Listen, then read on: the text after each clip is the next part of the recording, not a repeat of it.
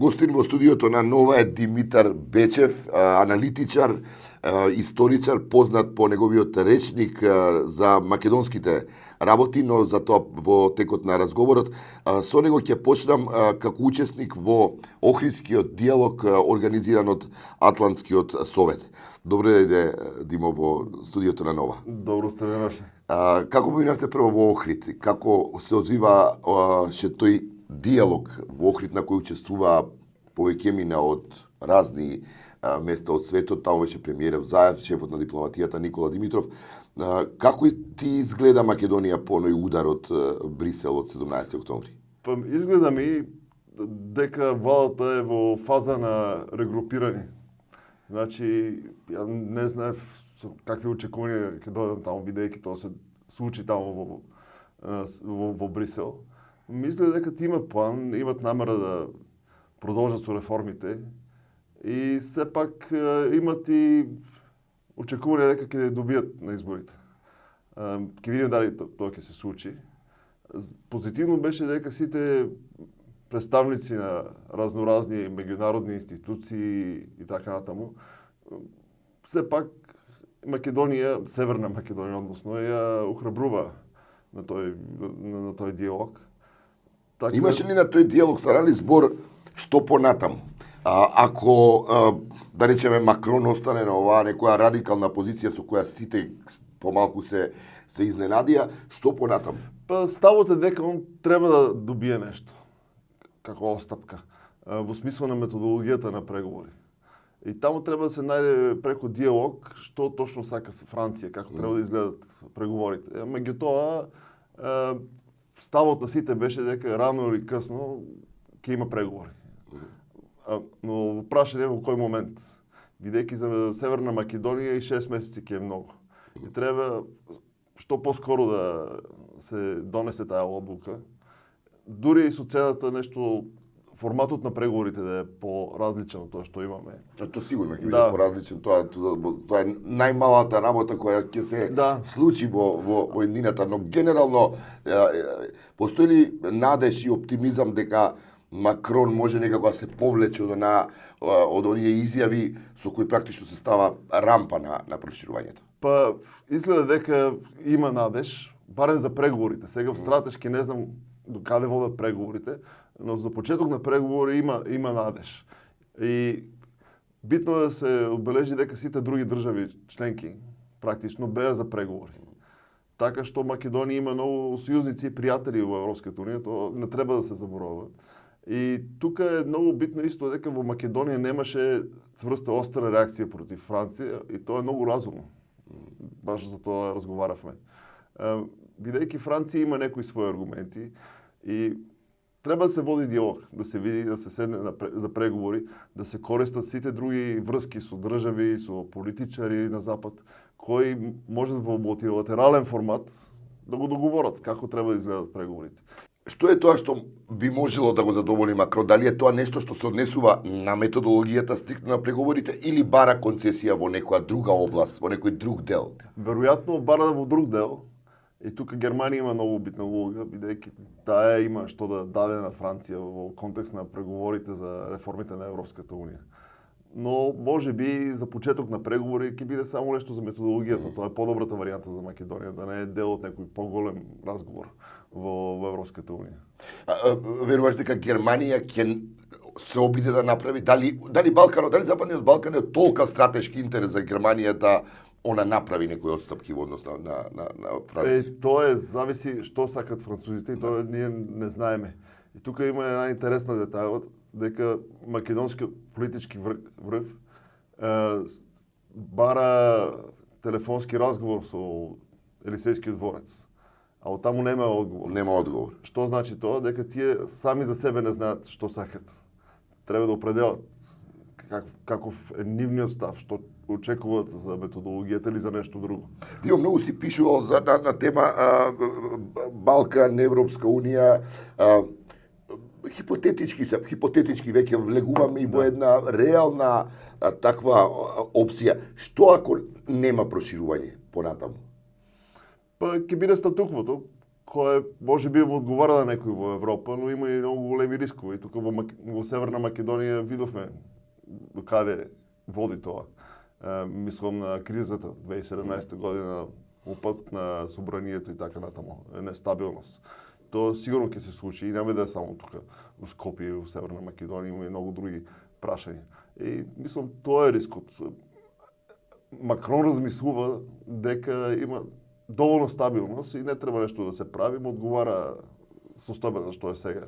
Ама дали така ќе остане, не знаеме. Во овој случај, во рамките на Европскиот совет, тој се представува на Германија и незините, да речеме, стратешки интереси, но влегува во еден антагонизам и со американските стратешки интереси, ако се земе предвид дека Америка именуваше двајца високи дипломати за Балканот, еден за Косово, косовското прашање и друг за Балканот, што би можеле тие да прават ако го немаат тој морков, што би се рекло, каков што беше Европската унија? Па практично ништо. Зошто косовската влада да прави остапки, некои концесии со србите? Нема причина. И моите сознајби се дека тие од американската дипломатија немат некој предол конкретен во суштина. Тие очекуваат страните да се договорат. И пораката е договорите се, ние ќе ве поддржаме, ама сакаме да има тука некој успех на нашата надворешна политика. Тоа е баш типично за Трамп. Он сака нешто да добие. Нема предол. Но во случајот со Франција се оттежнува таа негова цел. Да не забораваме за Косово. Тие имат исполнето сите критериуми за безвизов патување. Но не добиле позитивен сигнал. И таму во моментов Европската унија нема некои адути.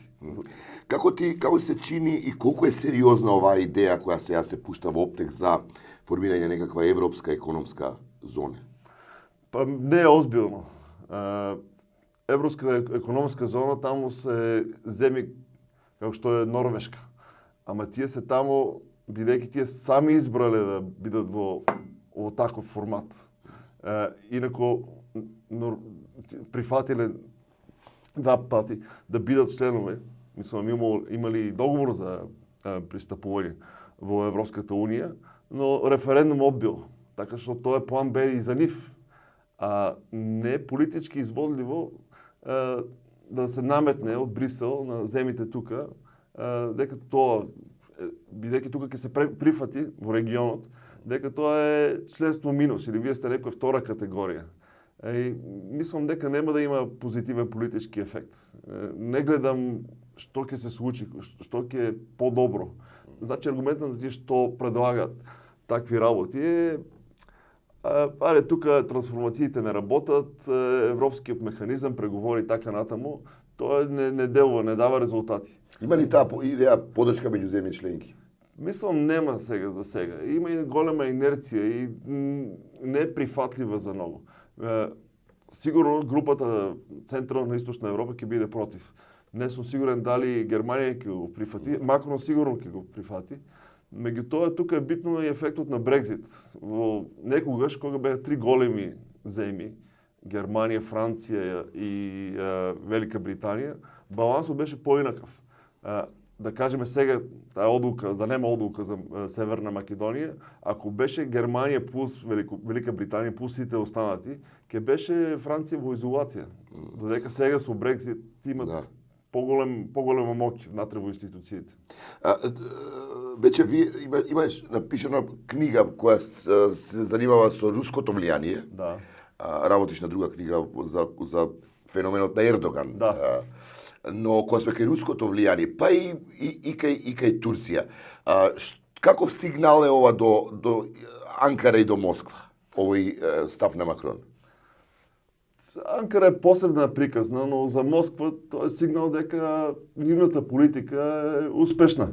Значи, тие имат истата порака. Европа, односно и Америка и Западот, баш име гајле за вас. Не ги интересира. Тука Русија има понуда, има договори за војна поддршка, за енергетски односи. Русија дава сигнал дека таа е присутна и ќе експлоатира, ќе користи таа ситуација на несигурност и нејасност во регионот. Мислам, тоа добива Русија од тоа, од ставовите на Макрон. Фактот што Македонија влегува во НАТО, што тоа значи во овој контекст? Па, тоа е битно, бидејќи и сепак Русија нема своја алтернатива која да не можеби сега ќе се противоречат малце, но Русија во стратешки план нема што да даде на регионот.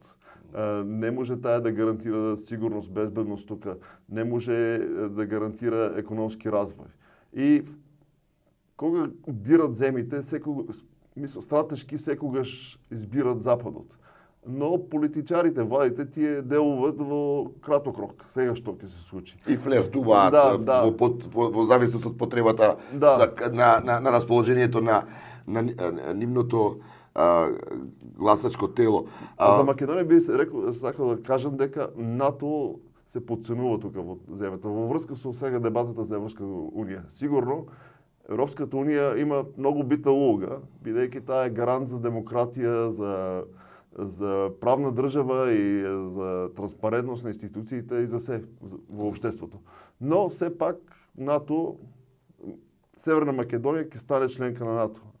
Да почнеш преговори е само почеток на тој процес. Дали тоа што е Македонија членка на НАТО ја затвара приказката и сите спекулации околу тоа дека Македонија може да биде колатерална штета на известни тенденции за прекројување на границите на Балканот? Точно, тоа мислам многу битно. И членството во НАТО е цел која прифатлива за сите етникуми, заедници, односно сите граѓани на Северна Македонија, да не збориме за групи, а за граѓани. И тоа дава ново ниво на безбедност во земјата и заврстува суверенитетот на Северна Македонија. Така што мислам за самата земја Македонија, а знаете што беше од 90-те години па наваму, през какви процеси и настани премина Северна Македонија, тоа не е мало. Тоа е многу битно, многу битен настан дека ќе влезе во алијансата Македонија. Интеграцијата во ЕУ беше еден од главните стимуланси, мотиви за земјите од Балканот да ги решаваат билатералните спорови. Така и беше и со другите земји во Источна Европа. Македонија успеа да го потпише Преспанскиот договор, го случи договорот со Бугарија, но во диалогот со Бугарија и обврските кои ги имаме известна криза во оние разговори околу историските читанки и содржината на историските читанки. Како ти се чини таму сега таа работа? Дали ќе се заглава дополнително заради оваа криза во односите со Брисел или има изгледи да се најдат двата преговарачки тима на историчари околу некое решение? За жал, јас секогаш сум бил скептичен за таа комисија. Бидејќи очекувањето од двете страни беа различни. Од македонска страна имаше очекување дека ќе има разговор по субстанцата, ќе се најдеме нешто, ќе има заеднички наратив. Од бугарска страна, за жал, се по-конзервативни историчари кои се таму да го штитат, да го бранат ставот на државата, на нацијата. И тоа не е нешто позитивно, мислам. Бидејќи за да има напредок, треба да има истински диалог меѓу двете страни. Како се чини онаа декларација од која ја објави владата Рамковна околу позициите во однос на токму на историјата? Сосема контрапродуктивно, ние за тоа донесовме друга декларација од граѓанското општество и некои ти си еден од потписниците, да. Беше инициирана од еден многу интересен историчар Стефан Дечев. Значи треба да му признаме таа заслуга. И мораше да се чуе и тој глас, алтернативната гледна точка од бугарското општество, и меѓу тоа беше отворена и за македонски граѓани, тие може да подпишат. Еве јас сум еден. Да, така. И мислам треба да има повеќе од тоа, такви проекти кои не се инициирани од владите, не од горе, а се продукт на граѓанска енергија. В тој смисол диалог. Таму е мојата надеж и за историските прашања, дека ќе има напредок, ќе има заеднички проекти, ќе има диалог и нема да сме во тој фазон на конфронтација и негирање и судир на наративи. Автор си на речникот на Република Македонија, за Северна Македонија, веројатно, во обновеното издание.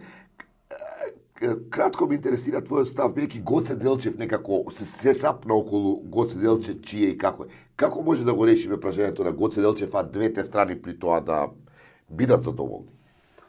Па, мојата стратегија во речникот беше да ги представам и двете гледни точки за Делчев. Неговата генерација има друг став за националните прашања. Сигурно дека тој има бугарски идентитет, сигурно дека тој се борел за самостојна Македонија и Одринско, меѓутоа не само Македонија. И во таа смисла тој се заложило и за македонска државност под некоја форма. Ако се реализираше што ќе беше Македонија, тоа не знаеме, но е сигурно нека Делчев и тие околу него, револуционарната организација, биле за некоја форма на автономија за самостојност. Бидејќи по нив Македонија, ако не е самостојна, ќе се делеше, што и се случи буквално. Но битно е да кажеме дека може да се најде заеднички наратив за него. Не треба да е тој проблематична фигура. Мислам, тој се е рекол во своите написи. И треба да се читат изворите. Се слободно. Сега сме во времето на интернет. Се е слободно. Може да се најде. Да. И не треба да се идеологизира. Сега, од својата смрт буквално, он е користен за секакви каузи. И во Југославија и во Бугарија. Има тие идеолошки интерпретации. Таму е проблемот. Треба без некак се да се обидеме да исчистиме тие идеолошки пластови, па да видиме што бил Делчев. Што навистина бил Делчев. И во негов контекст. Контекстот бил многу различен од денес. Тоа треба да го кажеме јасно. Видов една фотографија, си му поделил слика, си му поделил обновеното издание на речникот, твојот речник за Македонија, на премиерот Заев. Што е ново во обновеното издание? Што имаш плюс од она што имаше? Па има некои актуализации за тоа што се случи за тие 10 години. А Бога ми многу се случи, знаеш. Сам што беше за време на претходната влада и така натаму. Првото издание ти од 2009. 2009 година, да. 2009 година. Во меѓувреме имаше процеси, настани, кризи, политичка криза имаше тука, револуции и така натаму. Тоа требаше да биде внатре. Инаку гледав кај биографиите да има повеќе биографии на луѓе од разните етнички заедници. Повеќе албанци, турци, односно роми, евреи. Кого додаде сега? Па, да, различни културни дејци од турската, еден од еврејската заедница додав, исто и за Холокостот имам пишано меѓу тоа. Дури еден, не знам дали знаеш, имам тука фамилија во Скопје, другиот дел на фамилијата имат врска со битолските евреи, па нивниот дедо, покојниот генерал Бено Русо, него го додав. Но и други. И другото што сакам да кажам е дека гледав да има повеќе жени. Обично историјата се пише за мажите само. Джендер баланс, да. Не треба да има, не види жените така, се дел од историјата на таа, но националниот наратив во сите балкански земји приоритизира мажите. Која е жената во новото издание? Па сите кои учествувале во НОБ, партизанското движење, исто некои од дејците на ВМРО кои били жени. Така што гледав да ги има и нив, и културните средини. А има меѓу тоа и статија само за жените во... Ќе имаме ли на македонски јазик? Не знам, се надевам дека еден ден ќе... Тој издавач е ИЕЛ? Не, издавачот е Ролман, да. Издателство, издавачката куќа. Се надевам дека можеби ќе има тука превод. Но, не знам, зависи каква е атмосферата, бидејќи тие се многу политизирани прашања. И сигурно ќе се најдат и многу критичари кои кажат зошто сега Ќе читаме премиерот, веќе има, ќе се надевам дека и ќе дојде и до раците на пошироката публика во Македонија. Што правиш во Соединетите Американски држави сега? Па, јас сум професор там, гост професор во Универзитетот на Северна Каролина. И предавам руска надворешна политика. Тоа ми е струката сега. По-малко се занимавам со Балкан, но новият ми проект е всъщност за Турция. Що се случи во Турция последните 20 години. И како Ердоган успеа да го наметне тоа што го наметна како систем. Каков е континуитетот со стара Турција, бидејќи не е едноставна приказната на Турција, и зошто се пак имаше таа надеж. Истекува ли рокот на траење на Ердоган? Мислам не. И дека таа тенденција ќе продолжи. Неговиот режим има некоја стабилност и нема што да се лажеме, тој е популарен кај некоја група од турското Фактот општество. што го изгуби Истанбул Изгуби го е индиција за некоја нова тенденција. така едно, го изгуби заради коалиција од разноразни политички актери кои беа заедно се обединија и успеа да го добијат, да победат на изборите. А сега таа коалиција гледаме како е многу ранлива. Таму клучен фактор беше кюрдската партија. Тие одржа балансот. А сега, заради инвазијата, заради војната Се комплицираат работи. Да, коалиција меѓу турската опозиција и кюрдската партија ќе биде тешка. Димо Бечев, ти посакувам успешен завршеток на оваа твоја нова книга, која и се надевам ки исто така ќе можеш да ја прочитаме, и успешен престој во Соединетите американски држави. Благодарам. Јас благодарам.